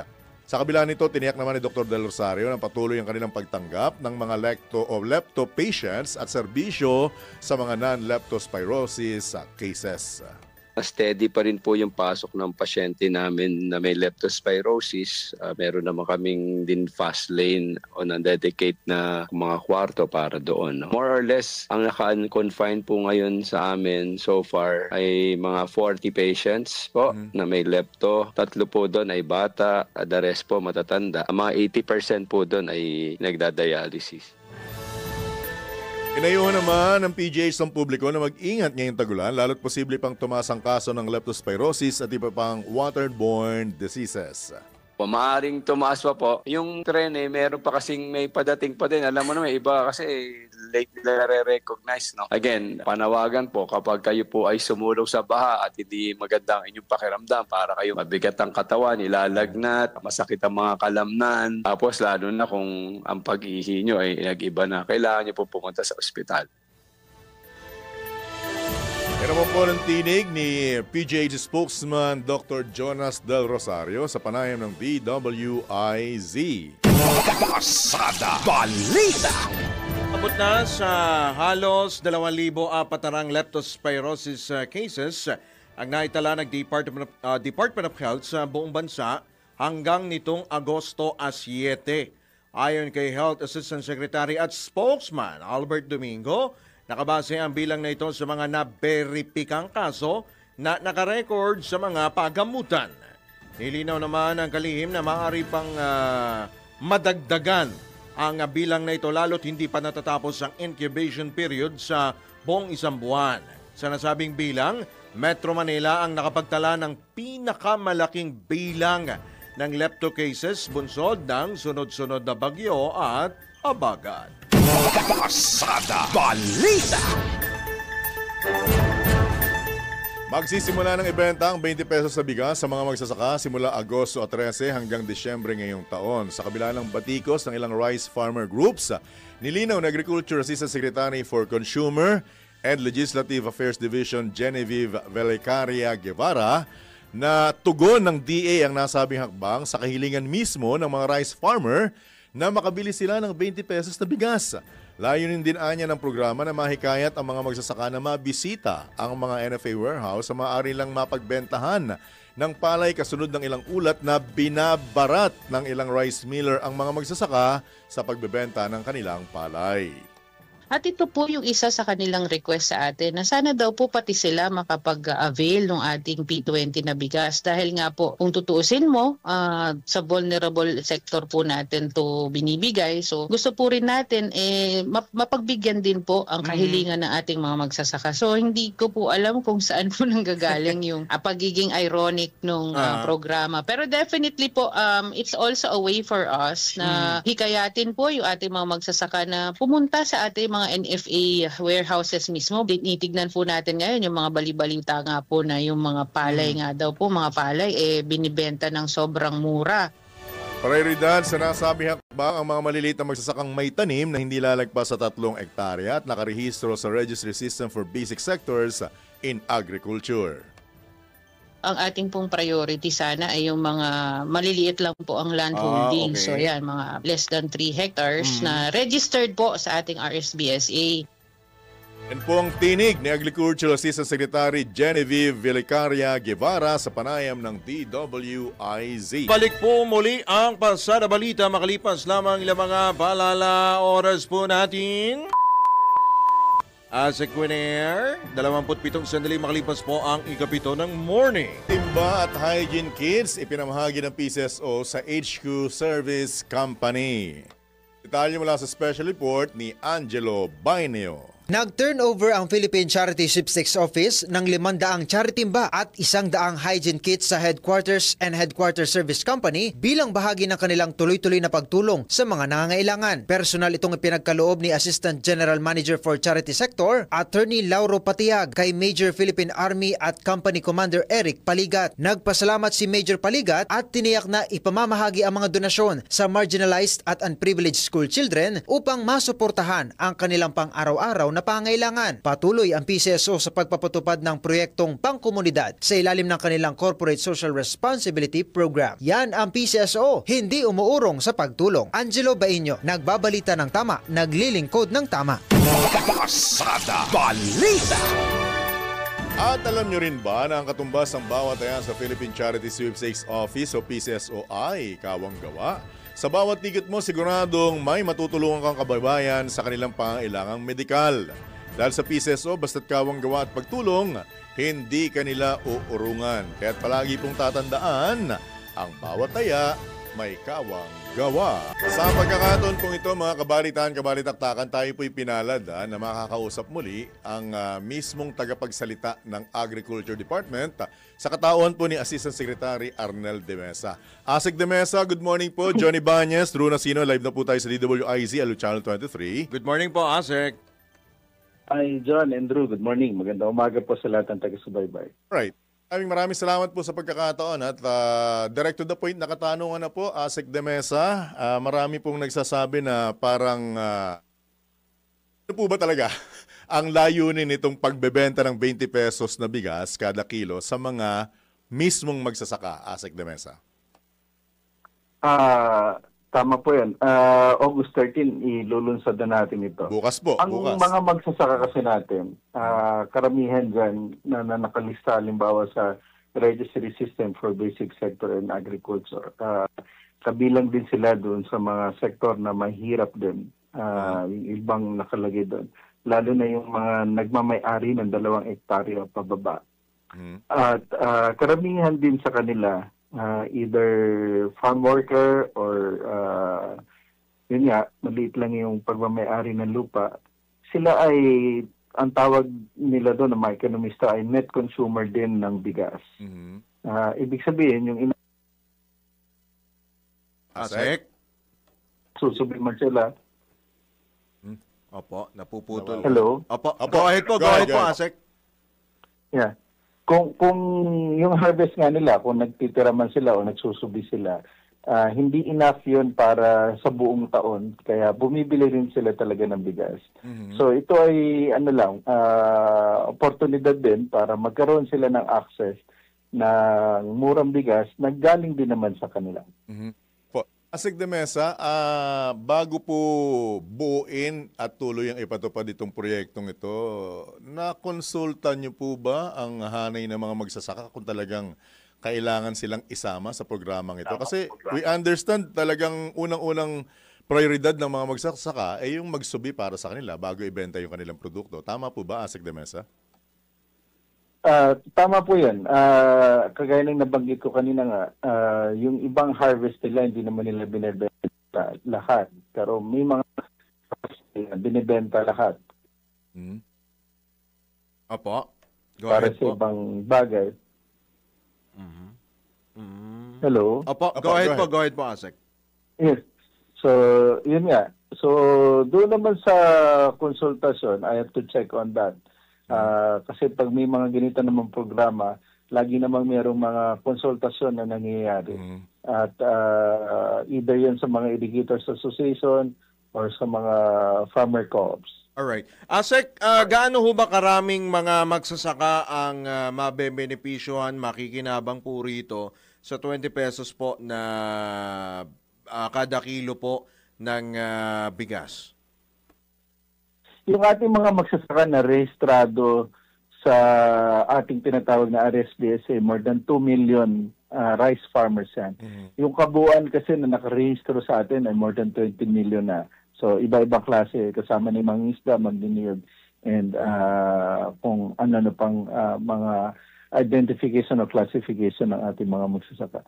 Now, yung ating mga mechanics actually is pwede silang dumiretso doon sa NFA warehouses na malapit sa kanila at doon bumili ng bigas. At the same time, actually maliit lang naman yung allocation, 10 kilos per month, pero allowed sila, kunwari ngayon, August, September, October hanggang December, 5 set yun, so 50 kilos. So isang kaban yun, pwede na nang bilhin ng buuan o isang so gaano karami, ano naman, lahat ng eligible doon na nasa RSBSA, pwede silang bumili dito sa NFA. Asik, pasensya na, medyo naputol. Bali, yung isang kaban, ilang buwan ang ilalaan sa bawat magsasaka? 10 kilos per month yung allocation. So, yung limit. 10 kilos yung limit. a month? So, kung bibilhin sila ng for 5 months, so 50 kilos, pwede nilang bilhin. Yung sa iba kasi talagang limited yung pagbenta. Sa kanila, they can buy already yung allocation nila for 5 months na Kasi sa NFA, ano yan sako-sako, pwede rin naman na retail, pero kung gusto nga nila yung 50 kilo bag, pwede nilang iuwi yun. Right. Binabanggit po dito ng grupong Federation of Free Farmers na mukhang pantakip lang ang hakbang na ito, ang programang ito sa tunay na problema at palabasing nakatutulong po ito sa mga magsasaka. Ano po reaksyon niyo dito, Asek de Mesa? Isa lang naman ito sa mga programa na binibigay na assistance sa ating mga magsasaka. Imagine mo sila yung nagpo-produce at we are catering halimbawa sa mga minimum wage earners, sa mga 4P, sa DSWD, sa mga senior. So sa tingin ni Secretary, marapat lamang na magkaroon din ng access yung ating mga magsasaka. So ito ay isa lang sa napakaraming assistance na binibigay sa ating mga farmers bukod dun sa financial assistance, sa mga binhi, sa mga pataba, makinarya at kung ano-ano pa dyan. Yun nga, yung reaction ng DA dyan is despite yung mga criticism, itutuloy ito ng DA kasi mas marami yung makikinabang para sa programa na ito. Opo. Pero ito po ay kahit nga pong may mga puna, ito ho ay hanggang kailan ho ito ipagpapatuloy po ng Department of Agriculture? Hanggang sa matapos ang termino ng ating Pangulo ay itutuloy itong programa nito. Yung kasama pati mga magsasaka sa bebentahan po ng 20 pesos. Ano po? Yeah, minimum wage earners. Magsasaka. Kasi ang target talaga natin dito, mga 15 million Filipinos na serbisyohan talaga. Up to 30 million. Opo. Asek, tama ho ba? Kasama rin ba mga mangingisda rito? Kung sila ay nabibilang doon sa mga mahihirap, senior, doon sa vulnerable group, automatic kasama naman sila doon sa naunang programa. Sa ngayon ay inuna yung mga registered farmers, rice farmers sa RSBSA.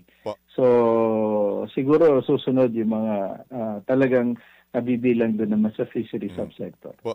Asek de Mesa, with your indulgence, kasi naitanong din namin kanina kung sa simple mathematic, kung ang mga magsasaka po ay magbebenta ng kanilang palay o bibilihin yung kanilang palay sa halagang 13 pesos, tapos bibili sila ng bigas na halagang 20 pesos, saan po nila kukunin yung iluluwal dun na 7 pesos kada kilo?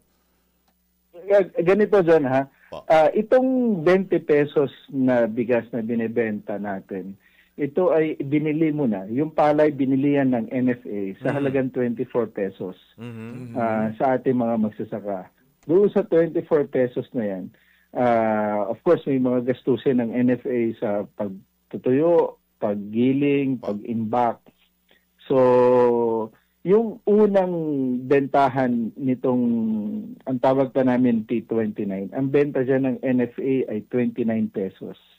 So may konting subsidiary niyan. So in effect may subsidiya ang NFA bago maging 20 pesos ito na bigas doon. Yan, so ganun ang competition doon. Hindi po 13 against 20. Ang 13 pesos yun yung cost to produce. Noong 2023 ang datos ng PhilRice nasa average is 13 pesos and kung di ako nagkamali 20 centavos. Ang pinakamura sa Nueva Ecija at 11 pesos. Depende sa lugar ang cost to produce. Yun yung gastusin nila. Opo.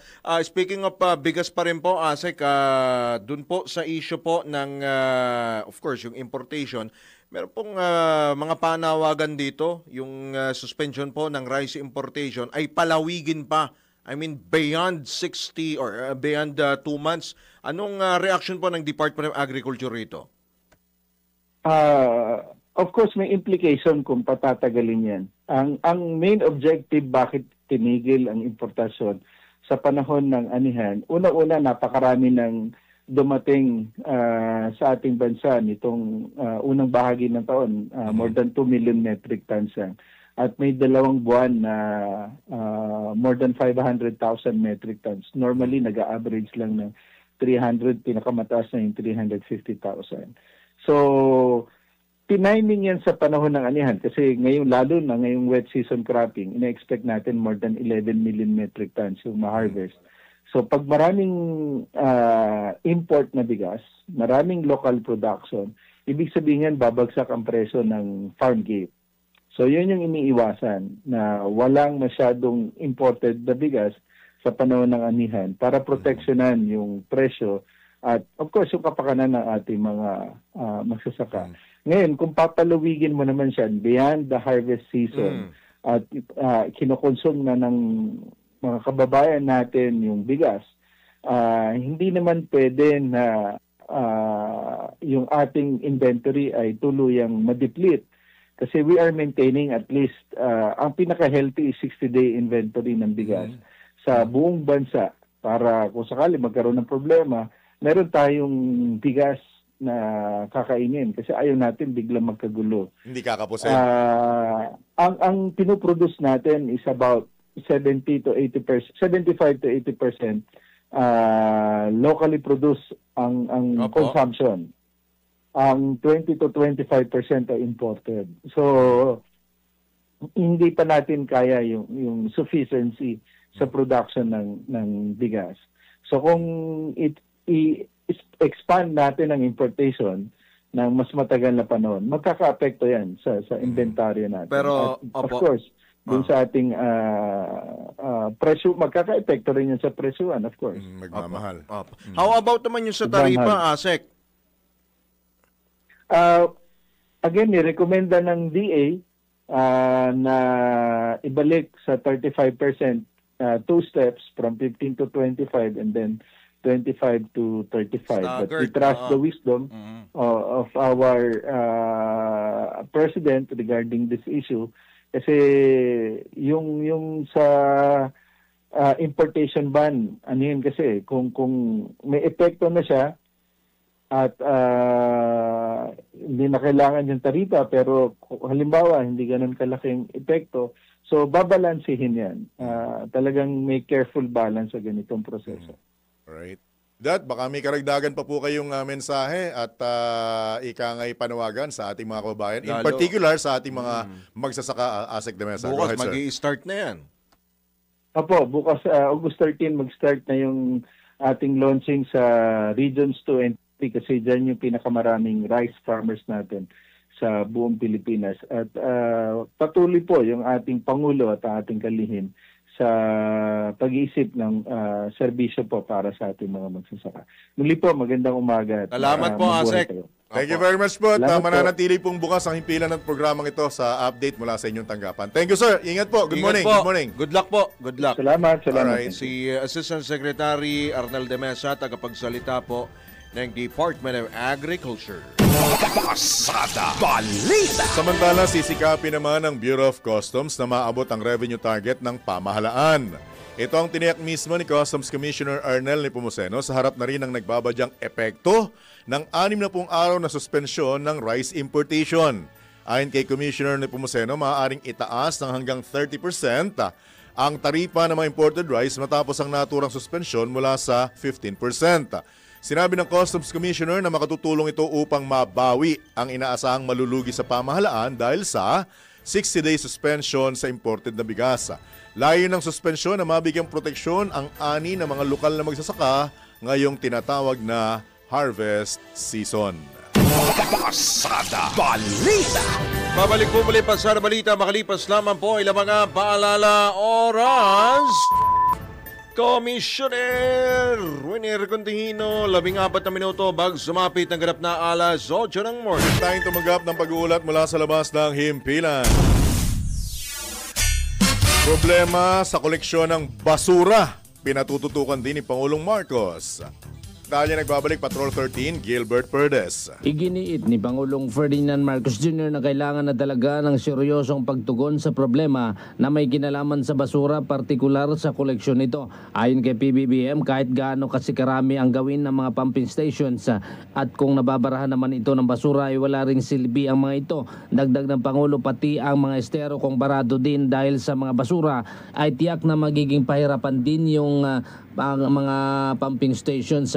Kaya pagbibigay diin ng Pangulo, meron na talagang dapat gawing hakbang ukol naman sa garbage collection. Dito raw sa Metro Manila, napag-alaman na nasa may 157 mga pumping stations meron tayo. Subalit isa sa mga grabing tinamaan ng nakaraang habagat at bagyo. Patrol 13, Gilbert Perdes para sa Impilang May Todong Las, DWIZ. Nagbabalita ng tama, naglilingkod ng tama. Kapag may bagong balita, naka-on air, agad-agad, DWIZ Patrol Report.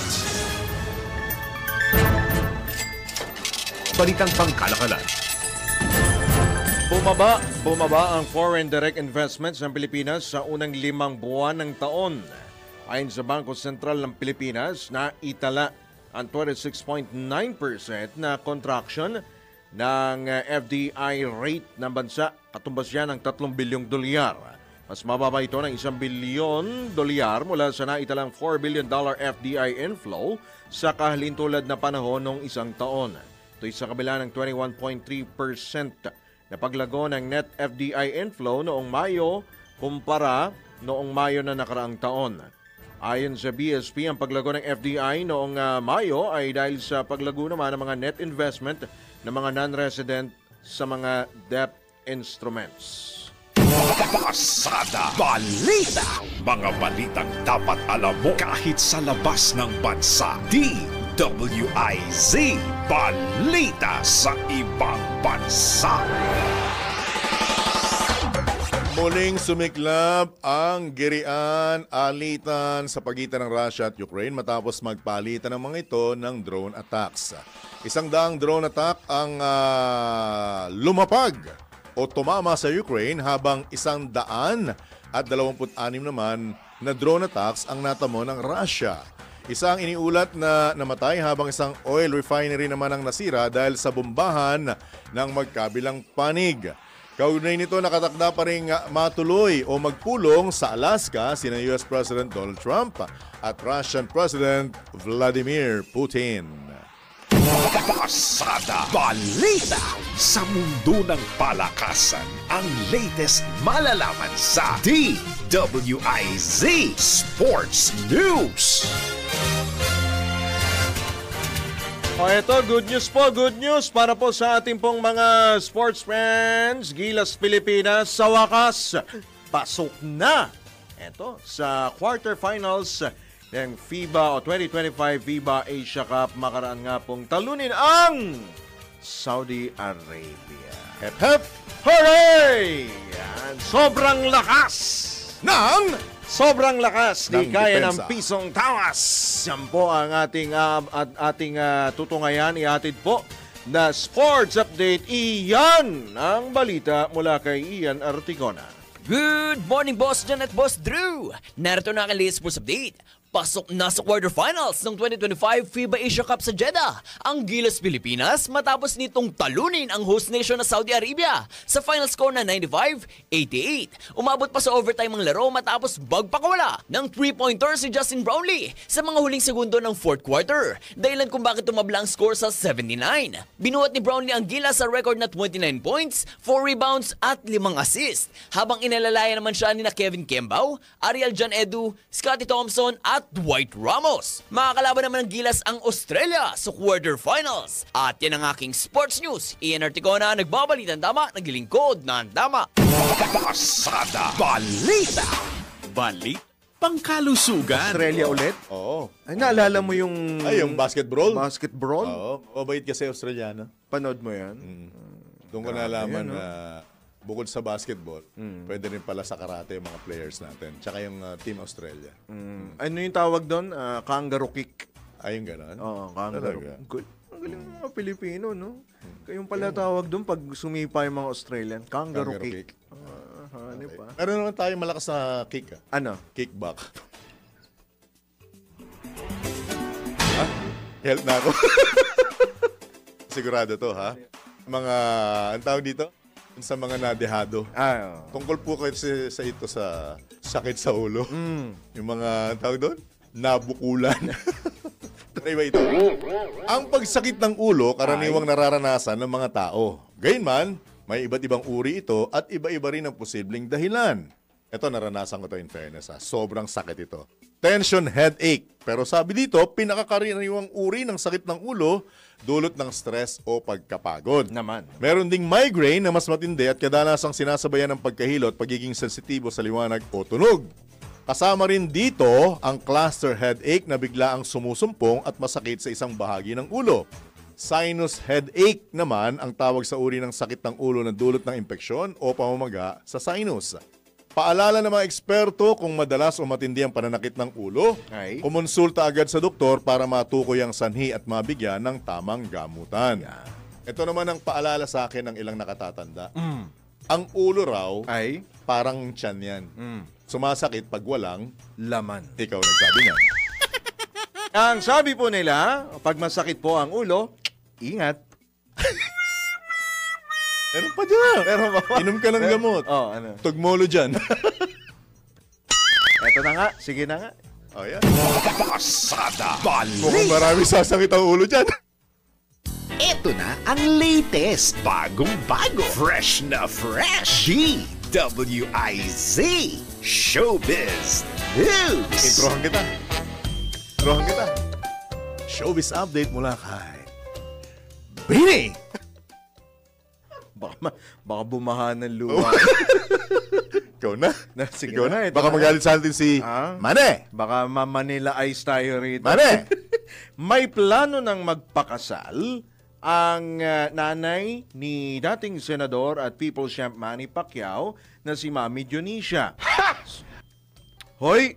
Saan galing yun? Sa long time... Wala ako doon, ha? Ikaw, ha? Wala ako doon, ha? Sa long time partner ako, ha? niyang si Mike Yamson.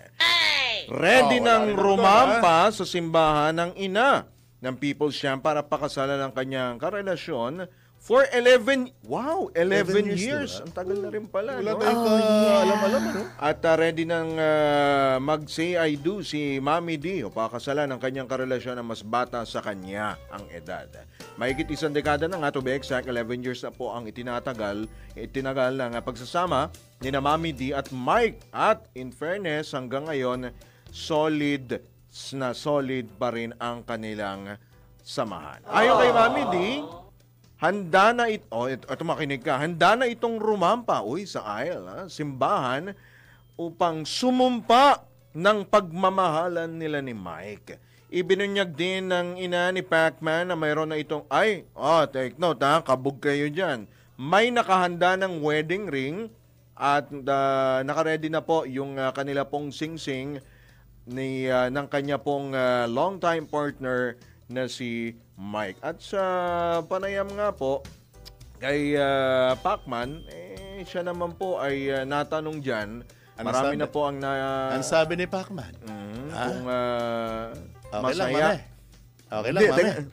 Masaya ako. Basta masaya ang mami ko, masaya na rin ako. Okay. Dapat lang. Alam mo ba, bago yan. So, nakatakda pa lang yung kasal. Alam mo ba, may issue nung tumakbo bilang pagkapangulo si ex-Senator Manny Pacquiao. Mating daw sa punto na inawat na siya ni Mami D. At sabi sa kanya ni Mami D, issue lang to, sabi sa kanya. Noon pa yan. Mane! Mane! Stop na! No more money! Wala akong good news. Yun na yung good news. Yun na pala yung good news. Congratulations, Mami D! Wala ho talagang pinipiling edad ng pag-ibig. Ang pag-ibig. Kahit sino ka man, ni Ray Valera, ikaw po ay tatamaan at tatamaan ng palaso ni Cupido. Anong kaguluhan yun? Ayan na. Alas 8 na. Alas 8 na. Kaya magpapaalam. Congratulations po. Congratulations and best wishes. Best wishes, yan. Sa mga nagtatanong naman kung... Ayun na nga, abangan nyo na. Paalam ka na. Yung detalye. Paalam ka na. Paalam na tayo. Siya. Sige, ito kasi si winner Nanisi ka pa. Nanini. O siya, sige, sa alam po ng buong tropa ng DWIZ at Channel 23, kami po ang inyong mga naging tagapagatid Balita Drunasino. Johnny Banyas Pacquiao. Nagbabalita ng tama. Naglilingkod ng tama. Standby lamang po, susunod na po, nandiyan na po sila, walang iba, Karambola! Oras? Ganap na pong alas 8 na ng morning. Bye! Happy weekend! You know, Mami